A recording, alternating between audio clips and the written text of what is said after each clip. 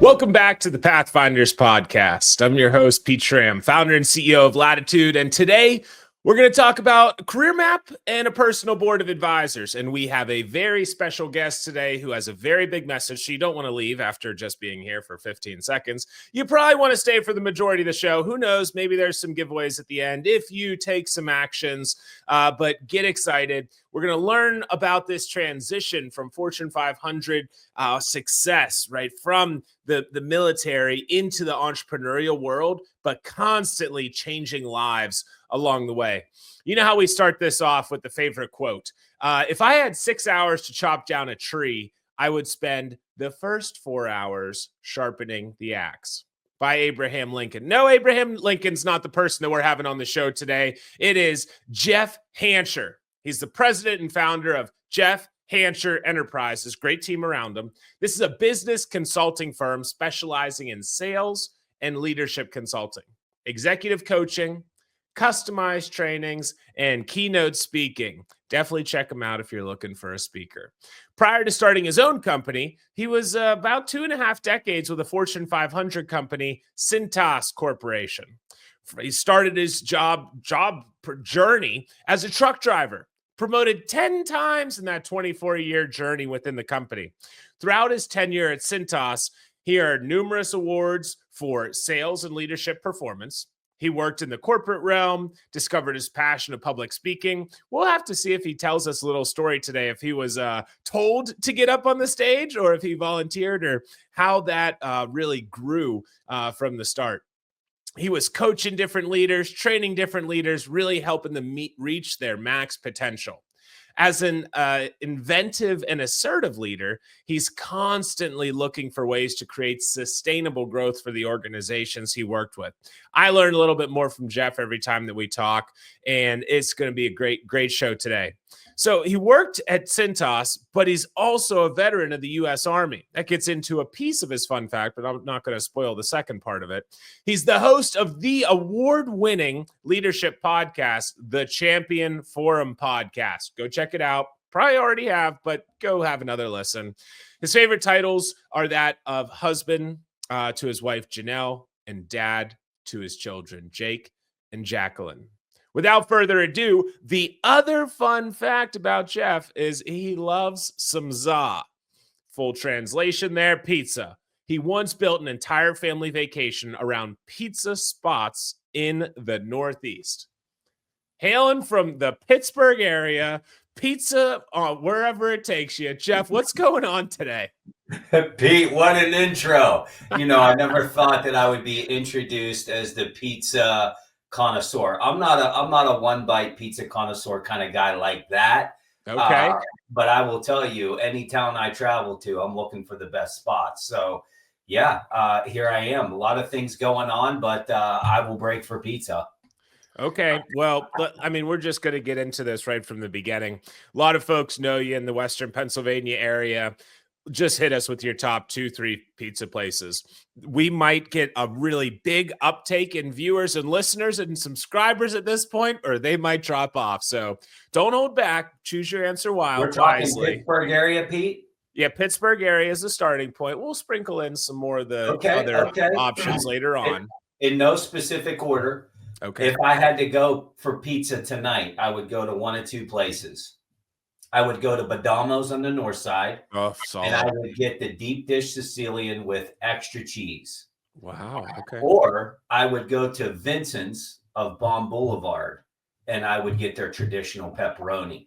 Now, if you're a hard crust, stiff undercarriage pizza kind of person, Vincent's is not going to be for you. If that's you, you want to go to Murraysville and get New York pizza by the slice. Is it still open? It is still open, yes. Okay. Somebody just a couple weeks ago. I made the drive. Yeah. Okay. Well, there you have it, folks. All right, podcast. Everything that you need, Jeff. It was interesting how we got connected. Right, there's about 17 people that said, "Hey, Pete, you gotta go talk to this Jeff guy." Hey, you know Jeff Hancher? And I'm like, oh my gosh, yeah, I know everything about the guy now, and I haven't even talked to him. So it was a pleasure to get to meet you, to have a couple of conversations leading up to this. We got a lot to cover, but Jeff, the first thing that we like to ask on here is, what did you want to be when you were growing up? I wanted to be a big rig truck driver. Okay. That's what I wanted to do. That's what my grandfather did. He used to take me on short trips with him, and I would sit on what he called the dog box so that I could see outside that front window. And I loved the roar of that engine, and I just wanted to be like Pap. And one day I just wanted to be drive the big rigs. And I just remember for years as a little kid thinking that's what I wanted to do. The reality is I didn't have much direction. I had two parents that never worked a day in my life. They were really sick. So I didn't really have this career path to follow or any insight into how to chase a career. I just gravitated towards things that I thought was cool. But driving the big rig seemed pretty cool to me. Well, I mean, you grew up in the booming metropolis that you can touch on. So there's Right. probably a lot. I mean, where I grew up, you're going to go work at the hospital, the steel mill, maybe on the farm, or you're going to get pretty involved in drugs, right? Times have changed for the better, which is absolutely awesome. But there wasn't a whole lot of opportunities, in those stages. What I guess that's 30 years ago now. But talk to us a little bit about small town. We're almost in like rust belt. Could you, nearing the West Virginia border? We're not going to ask about sports team affiliations here. We wouldn't do that to you, Jeff. But yeah, talk to us a little bit about what that's like growing up in a rural area.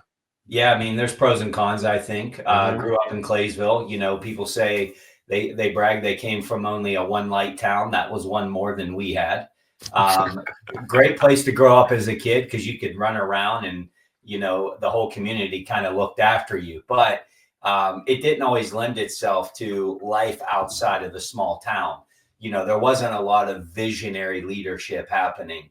And look, that's not a bad way to live. Life in a small town is great. But, a lot of the people there, they would graduate from high school and they would either go to the military or they would try to get plugged into one of the local coal mines that was owned by Consol Mining. It's coal country out there. And growing up the way that I did, I didn't even have that direction of, even going to get a blue collar job. Now, I worked a lot as a kid and started my first business when I was 16 and always hustled out of necessity. But there wasn't a whole lot of direction in regards to steps to take after high school, which is how I ended up in the military. Yeah, I was gonna say, did you go in, or was there a friend over there, or the signing bonus was pretty solid one day, or you said, "Hey, you saw one of those commercials or talked to somebody"? What led you to that piece? Because I think it could be, a great recalibration for folks. We have had a couple of others that came on the podcast, and some people look at going into the military early on as a negative connotation.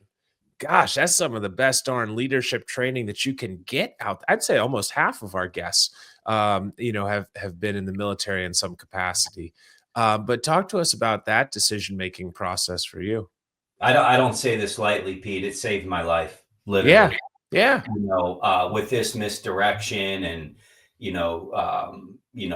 parents that suffered from sicknesses and substance abuse, this led to a very dysfunctional teenage season. And brushes with the law, my own battles with alcohol. When I graduated high school, I didn't know what to do, but I knew that going to the military was a path of least resistance, meaning it didn't cost me anything to do it. But I didn't really know what I was getting into. The whole motivation was I didn't want to be a loser, and I knew I wanted more, but I didn't even know what it looked like. I'd love to tell you that I was running to Uncle Sam and patriotism, but the reality was I was running from chaos and dysfunction. And getting to the military, man, it shaped me up quick. It gave me the structure that I needed to create a foundation to build upon. And one of the best decisions I ever made in my life. So one of the things that we talk about in here is a career map.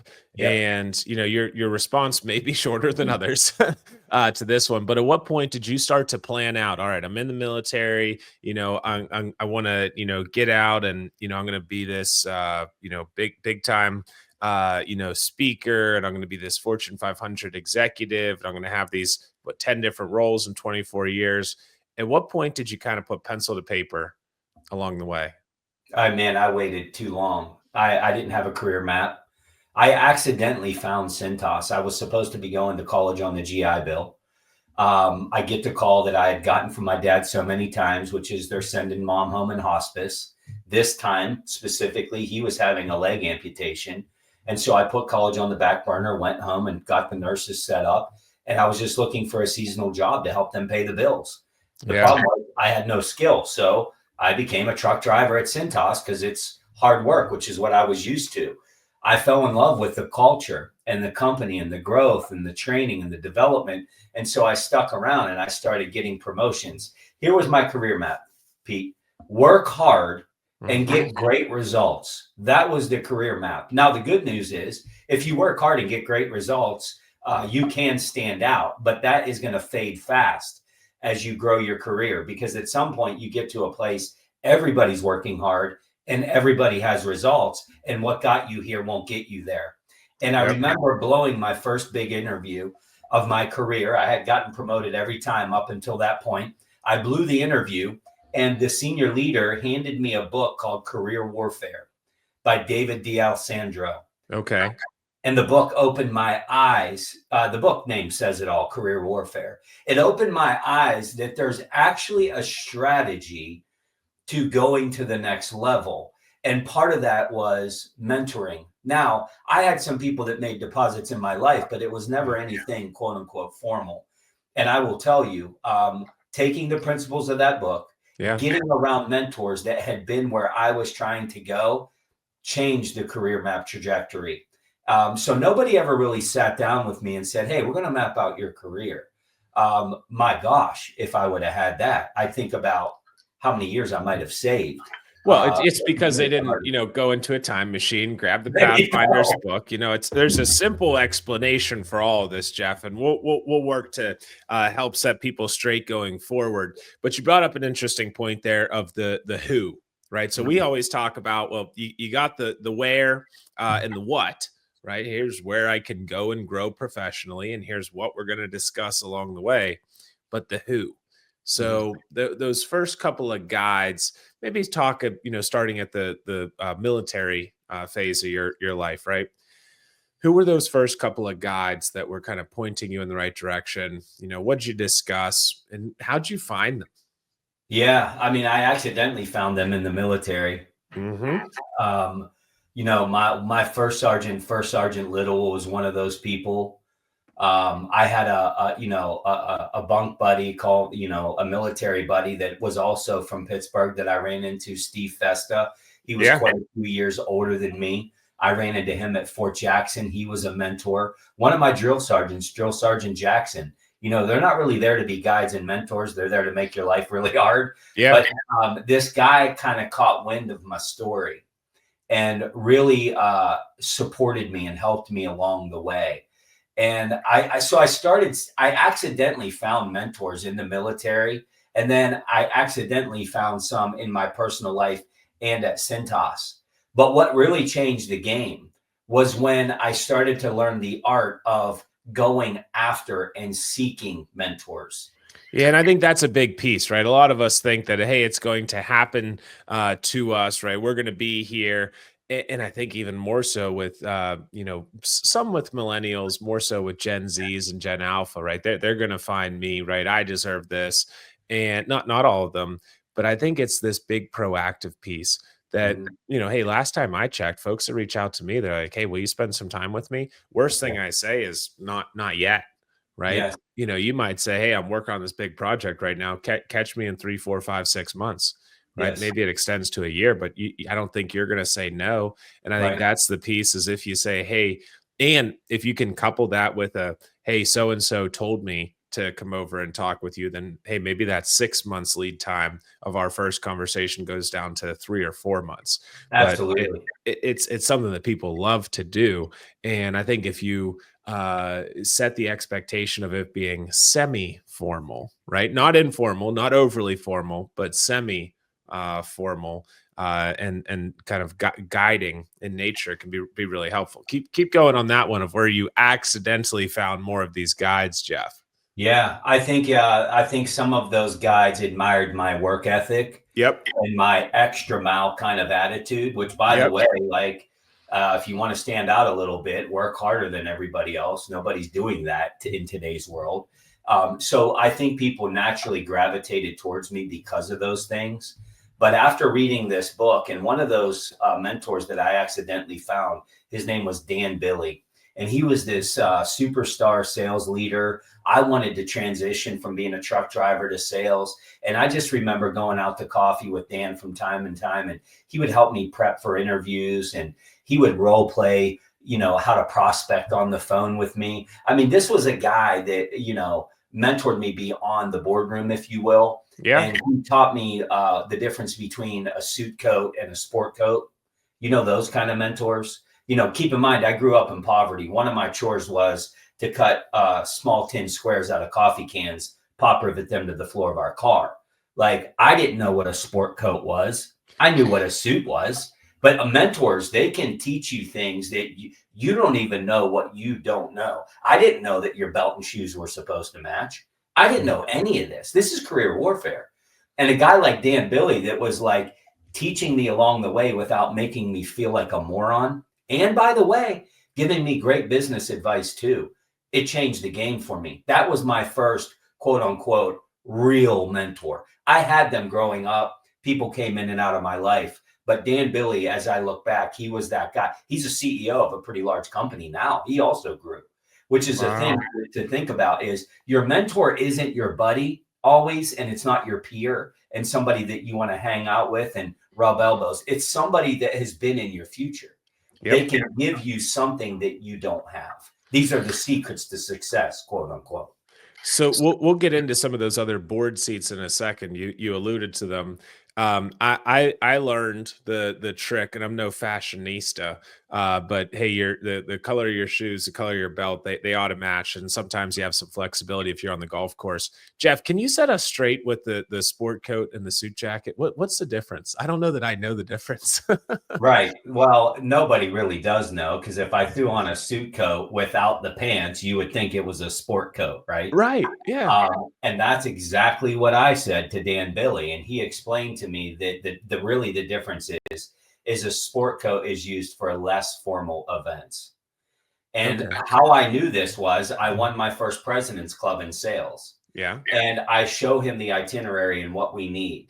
Now, I had a suit at this point, but he's like, no, you can't wear a suit. It's a sport coat event. And I'm like, tell me more.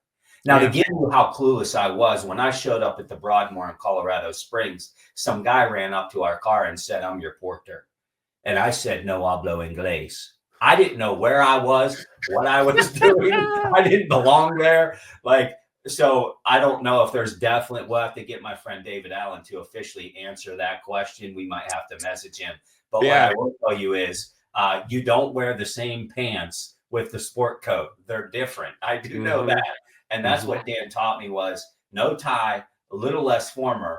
And now I'm learning what business casual is, Pete. I mean, we're going to another level, right? Well, hey, there's this new thing where you can slap on a pair of sneakers with your suit, no tie, mismatched pants. I'm in it right now. There we go. So hey, let's keep talking through this. What an interesting piece a lot of folks like to hear about, listen on, is that transition from your first job to your second job, right? Yep. Whenever you say, hey, Mr. Mrs. Manager, I'm leaving your team, right? It can be tough, and especially that's where you've really, they took a shot on you, Yeah. That's where you got your training. I mean, you got your training wheels with Uncle Sam, right? Let's be honest. But in the professional world, that's a big step. So talk to us a little bit about that piece of, hey, what went through your mind? Were you pulled away? Were you looking for something? Because that's a tough one. A lot to think about. I would call it gut wrenching. Yeah. And I'll tell you briefly, so gut wrenching and full of fear that I'm on a flight from Atlanta to Pittsburgh. While I'm still in my corporate job, I feel nauseous. I think I'm going to throw up. We're not even at cruising altitude. I end up passing out and having a seizure in the aisle. They're thinking about landing the plane for a medical emergency. I'm begging them not to. I feel fine. I get to the hospital, all stress, vagus nerves just going haywire. Stressful, yes. I now in this case, I wasn't running from something. I was running to something. I loved Cintas. I bled the culture. I thought for sure I was going to retire there in my early to mid 50s. I had promotion opportunity at knocking at my door. I had a deep unvested stock portfolio. But here's what happened, Pete. Mm-hmm. My pastor and I are having lunch January of 2019, and he says, you really need to start a podcast on leadership. Yeah. And I said, tell me more about what this is podcast. And he's telling me all of this. And I'm like, I don't really know. I wouldn't have time to do that, my corporate job. And he said, we're going to do everything. All you got to do is show up and talk. I believe this is what you're supposed to do. So I'm like, it's too easy. I have to do it. I start the podcast. Little did I know we'd start winning awards. People are listening. People start asking for coaching, for training.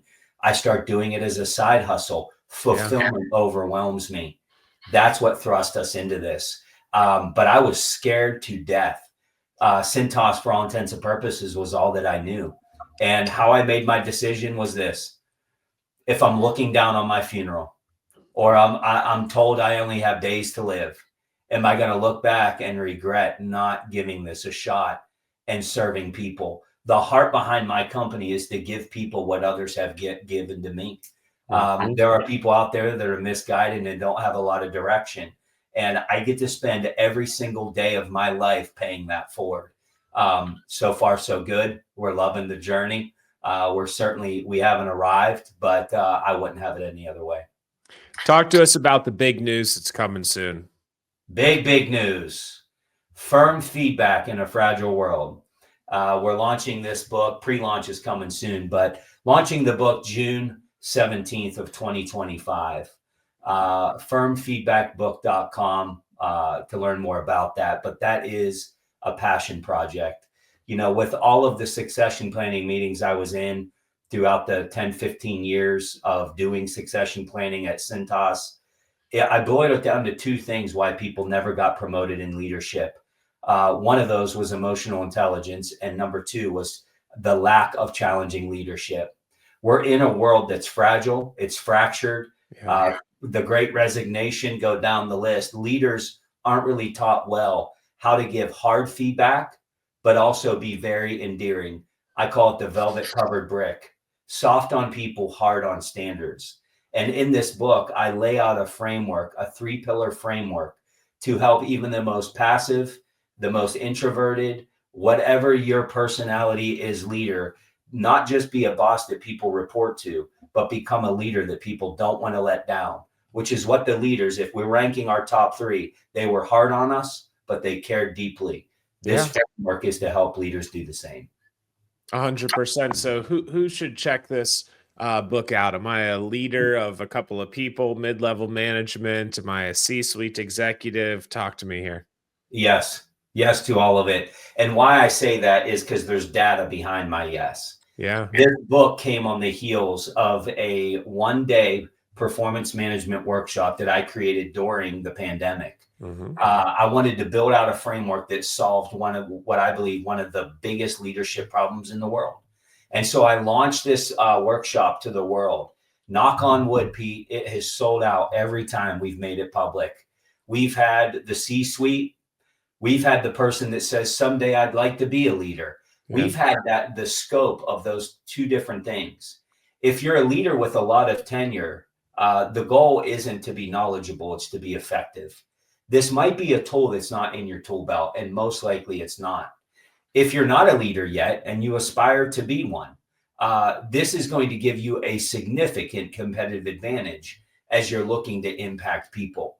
And then you have the leader that's everywhere in between. There's leaders listening right now that are thinking, this leadership thing sucks. I think I'm going to go back to doing my individual thing. Hey, before you do that, can I ask you, take a look at the book. We need more great leaders, because as the leaders go, so goes the organizations. And this is a huge fractured piece in the business world today. And I think lack of bodies, right, over the next 5 years. That's right. I think it's over the next 5 years, we're going to have, I think it's between 7 million and 10 million fewer people to fill these roles. That's So, right. hey, whether we like it or not, we're going to have to promote people into these positions. So, hey, you might say, I'm not ready for it. Well, tough stuff. We need somebody to do it. If not you, then who?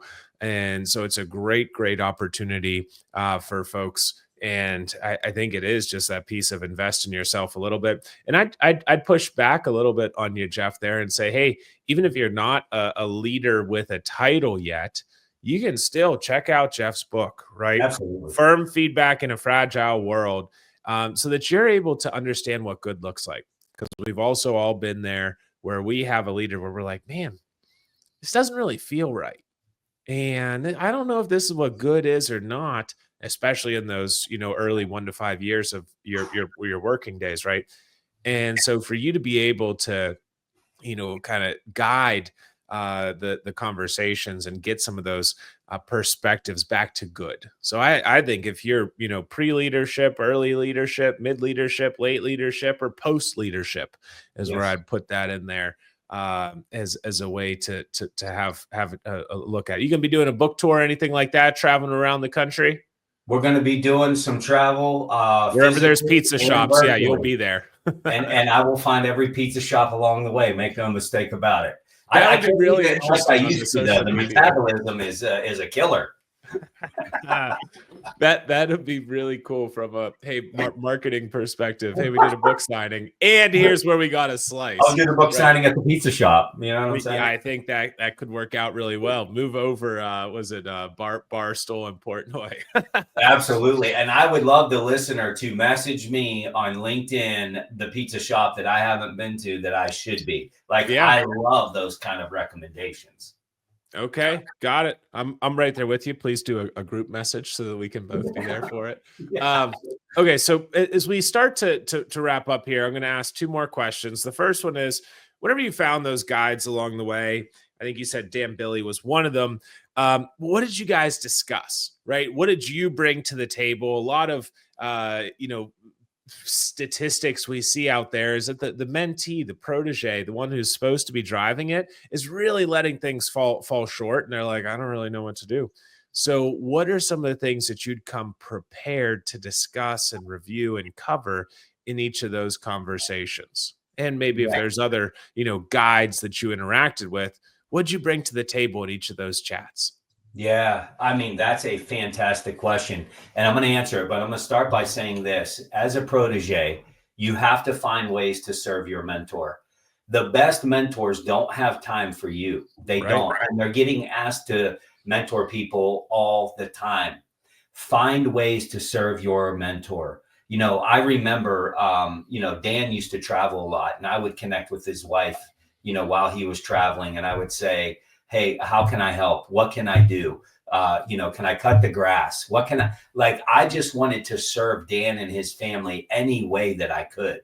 Find ways to serve your mentor, like their content, share their content, comment, post on their content. This is going to have them start swimming towards you. As far as the questions, one of the questions that you should ask early in your mentoring is this. Hey, Pete, who do you know that I don't know that you think I should meet? Mhm. What we're doing with this question is we're starting to build a solid network of people. They might not all be mentors, but we're building a solid network. That's how you and I met, Pete, right? And I'm grateful for that. But I also think that we have to come ready to that meeting asking the 50,000-foot questions, like, hey, if you were in my career placement right now, what are some things that you would do differently if you could go back and do it differently? We want to probe into their journey. What we don't want is to play career trivia. We want to get, real-time footage of their journey and what didn't work. And here's Yep. why those type of questions are valuable. Wisdom comes one of 2 ways. It comes from failing yourself, or it comes from getting around people that have failed a lot. I would just rather get around people that have failed a lot. When you're asking these questions, that's what you're drawing out from them, is what worked and what didn't work. At the end of every mentoring session, You should recap with your mentor, Yep. take the action items, and ask them this question. Is there anything I should have asked you today that I didn't? As you start knocking off the action items, you update that mentor and thank them for the advice and reestablish another meeting based off of everybody's availability. These are a snippet of what I believe are great mentor protege best practices. Love it. Covered today. So cool update for the listeners and for you as well, Jeff, is we actually have conversations 1 through 10. I ask you, you ask me for each of the 10 board seats inside of Latitude. So big updates on that front, and it learns from you over time. So it's a little bit of a smart recommendation, and it is slick, let me tell you. So those are some of the pieces that you'll see those questions in there, along with a couple of others. But I also want to touch on the piece that you brought up a couple of times of this idea of your personal board of advisors, right? You talked about a buddy, a friend, so most of the conversation today was around functional mentor, and that is the person who is, successful. You talked about somebody that might have been an accountability partner for you, somebody that's really checking in on you for you. And that might be the spouse of one of your mentors, right? It might be somebody from a mastermind group. We're going to have to give that a quick shout out as well. But then you also do have that buddy, the ally, the cross-functional mentor, somebody that's from a different line of work and background. So your supervisor, somebody that's on your personal board. And it's this idea of how do we continue to structure, right, these people that are around us and guiding us. And you might say, hey, Pete, I'm only going to have, 6 or 7 of these to start. I don't know that I have a full 8 people in my support system. That's all right. But as you continue to allude to these different guides and how we diversify those different, pieces along the way, man, it makes it a lot more clear. No doubt about it. Invaluable to have that around you. We all have blind spots. I don't care how much success you've had. We all have a blind spot, and having people around you proves to yourself and to the world that you don't have an ego and you're still willing to learn. Let's never get to a place that not only are we not getting feedback, but we're not seeking feedback. And I have some of the most amazing, personal board members that I think run planet Earth. And I had to put a lot of work in to get him in those seats. And I will tell you, as I think about the people around that table, Pete, I'd say at least half of them came by way of me sending them a LinkedIn video message. Yeah. A LinkedIn video message. Like, how many of those do you get a year that's customized to you and it's a video? The answer top survey says is 0. I get texts, I get the DMs, but I'm not getting a video that's relevant and compelling. That's how I got a lot of those people around that table. So Jeff GPT coming to you soon. Get ready for it. The video generator. Jeff, we got that thing for you right now, Pete. we got to wrap up here. Well, actually, yeah, go ahead. So what's going to go into that video? Short, sweet. How long is it? What do you cover? Say you're reaching out to me, right? CEO of Pete Schramm. Actually, my buddies and I, we used to joke about Schramm Corp. Yeah, there you go. CEO of Schramm Corp. Yes. What are you gonna record? What's it gonna sound like? Yeah, so one of those was Tim Elmore. Tim Elmore's a guy that worked for John Maxwell for 15 years, is great friends with John Maxwell, has written multiple New York Times bestsellers, is having a thriving business, a guy that would never give me the time of day. And so I just start researching this guy and trying to figure out what I know, current events, pre-call planning. And one day I felt like I had enough to make a valuable video. And I just got this phone and I pulled it up and I hit record and I said, Tim Elmore, Jeff Hancher, hey, listen, I'm sending you this 59-second message because I'm wondering if you can help me the same way that John Maxwell has helped you. I bet there's people that have come into your life along the way very unexpectedly that transformed who you've become. I'm wondering if I can capture 10 minutes of your time. I have 3 questions that I've been waiting months to ask you. I also would like to promote your book, A New Kind of Diversity, on my podcast, as I think it's an answer to the leadership world today. Could you give me 10 minutes of your time? And even if it's only one of the questions, it would mean the world to me. Maybe just like John Maxwell has supported you, I wonder if you could do that for me in as little as 10 minutes. I certainly hope to hear from you. 59 seconds. 59, 60. There we go. That was it. And I always keep them under a minute. Mm-hmm. It's quick. It's easy. Now, if you want to get really creative, you grab, a 1x1 dry erase board and you write on there, "Hey, Tim." So that's the opening frame that's frozen. "Hey, Tim," and I'm smiling. And as soon as the video starts, I put it down and I go into it. How many of those, listener, have you gotten in the last 12 months? Top answer, 0. If you got one, would you at least listen to it? Your open rate is like 100%. You might actually get that meeting. Tim Elmore is the reason that I wrote this book. Tim Elmore is how I met Mark Cole, John Maxwell's CEO, and why this book is being published under the covering of Maxwell Publishing. It's because of that one video. Wow. Nice work. Hey, last question before we get into the recap. Couple of notes I have over here. You work with a lot of organizations. You've seen a lot of leaders. You've seen a lot of what works and what doesn't work and a whole bunch of what to avoid, but you've learned what great looks like. So whenever we think about this idea of each employee having a career map, right? Looking at where they can go in the future, thinking about their skills, achievements, accomplishments, education, and some of the fun stuff along the way. And coupling that career map with the personal board, right? Multiple mentors. Where do you see the value of this, Jeff, inside organizations now? I think it's a big miss, quite frankly, because I'm not going to name names, but even in the Fortune 500 space, I will tell you, if you're a larger company, you've at least checked the box and said, "We see value in it," and you've created this quote unquote turnkey solution, and you're ramrodding everybody into systems. Yep. I mean, look, I'd rather have it than not. But what I would say is, and knowing what I do know about your framework, Pete, we have to make this easy on people. This can't be a top-down thing where we just shove out, print this off, fill it out, send it back by this date to be compliant with your mentoring program. That's just not going to work. There's a difference between engagement and compliance. Leaders are busy. They have more to do than they have time. Mentoring, career mapping, it shouldn't be something they have to do. It should be something that they get to do. The way that organizations can do this well is make it easier to use. That's why I love your programs, Pete, because they're turnkey. Like, if you're a business leader listening, let the people that are great at this do their job. Like, I'm not changing the oil in my driveway. I'm going to the quick lube. This is a big miss where we try to pull these things in-house and it becomes a check in the box. And it's not effective. It's compliance driven. And show of hands, everybody likes to be told what to do. Nobody. But this is a valuable tool.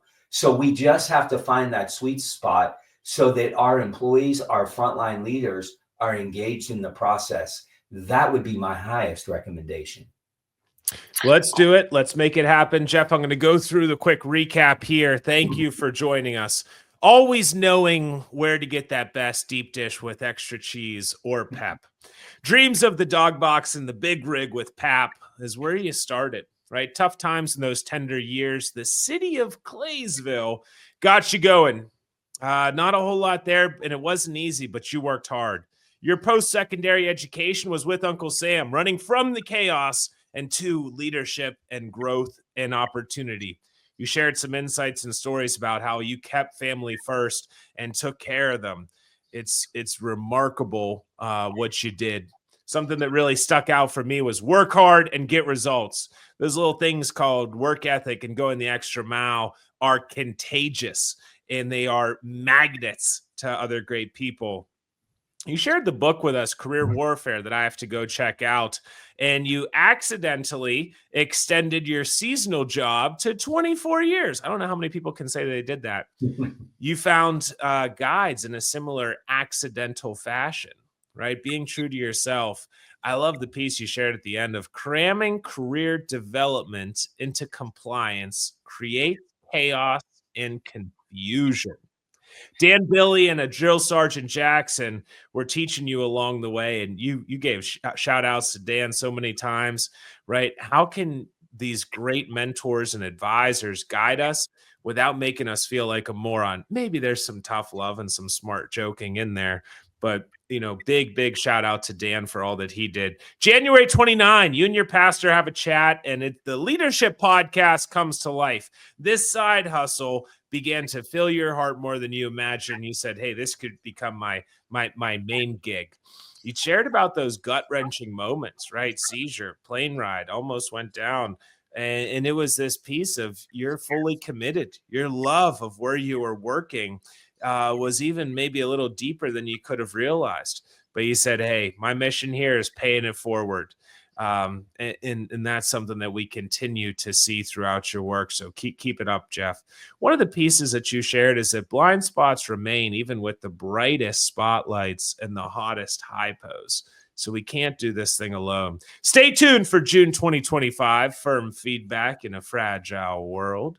Best-selling book coming very soon. Soft on people, hard on standards. I love it, and I'm excited for the other tidbits to come from that. From knowledge to effectiveness as leaders is one of the other pieces that we're going to learn in that book. And I love the other piece of leaving career trivia in the dust. We'll see some more tidbits in the book as well. Mentors are busy as all get out, so find ways to serve your mentor and those around them. A couple of questions that you like to add are, who do you know that I don't know that you think I should know? That's almost poetic, Jeff, so well done there. I don't know if you're going. What would you do differently if you were in my shoes? And then recap, and is there anything else that we should have covered today? And I want to round this up with one of the most profound actions that people can, could, should, ought to take today is that quick, less than a minute LinkedIn video. So thank you, Jeff. Thank you for guiding us. Good luck. Go get his book. Go get Pathfinders. Check these out. Thank you for joining us today, Jeff Hancher. Pete, thank you. Thank you, listener.